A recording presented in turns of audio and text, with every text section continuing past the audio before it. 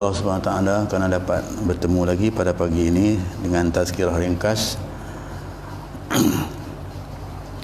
Alhamdulillah juga kerana kita bersyukur kerana diberi Allah Subhanahu Wa Taala dengan nikmat Islam dan iman. Alhamdulillah pagi ini kita ambil satu hadis Al-Imam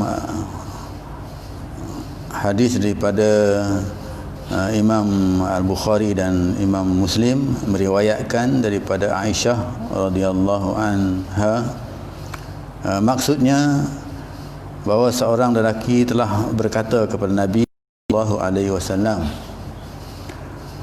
sungguhnya ibu saya telah mati secara mengejut dan tidak sempat untuk berwasiat. Pada pendapat saya, jika dia sempat berbicara sebelum meninggal dunia, tentu dia akan, apakah dia mendapat pahala jika saya bersedekah bagi pihaknya? Baginda sallallahu alaihi wasallam menjawab, ya. Jadi tuan-tuan yang dirahmati Allah sekalian, bersedekah untuk ibu dan ayah kita meninggal dunia, kerana pahala sedekahnya akan sampai kepada mereka.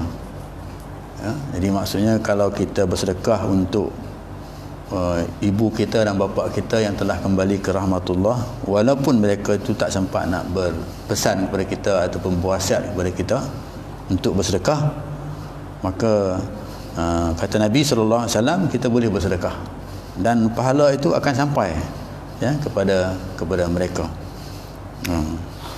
Jadi dalam hal ini, marilah sama-sama kita mensedekah, apa sajalah. Ya, sedekah ni bukan dalam maksud wang ringgit, maksudnya dalam bentuk membaca ayat Al-Quran, ya, tahlil, ya, juga sebagai sedekah kepada kedua ibu bapa kita.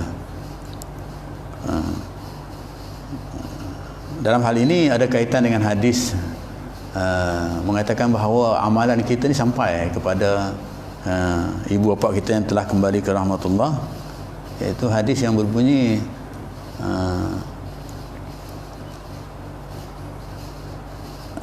iza mata ibnu adam inqata'a amaluhu illa min salasin.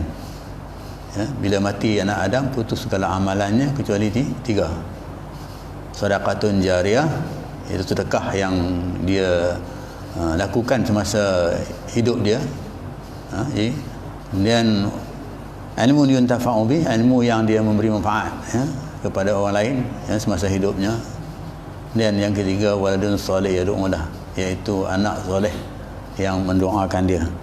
Ya, jadi maksudnya dalam bab sedekah ini, seperti mana hadis yang disebutkan tadi ini, maksudnya sampai waladun soleh yad'ulah, maksudnya anak yang soleh yang mendoakan kedua ibu bapa. Maknanya berdoa ni maksudnya dalam bentuk doa, macam kita kata sedekah tadi, tahlil tadi. Kemudian dalam bentuk harta benda, kalau kita ada harta benda kita sedekahkan kepada ibu bapa kita, dan kita niat sedekahkan bapa. Contohnya macam di masjid kita ni nak buat pembangunan tambahan kapet, dan lain-lain ni. Jadi kalau ada hajat kita untuk kita sedekahkan kepada ibu bapa kita, maka kita boleh laksanakan ini. Itulah yang dapat kita kongsikan pada pagi ini. Jadi hadis yang saya bacakan tadi sekadar perkongsian kita bersama, rujuk kitab ringkas Riyadhus Shalihin, surat 124.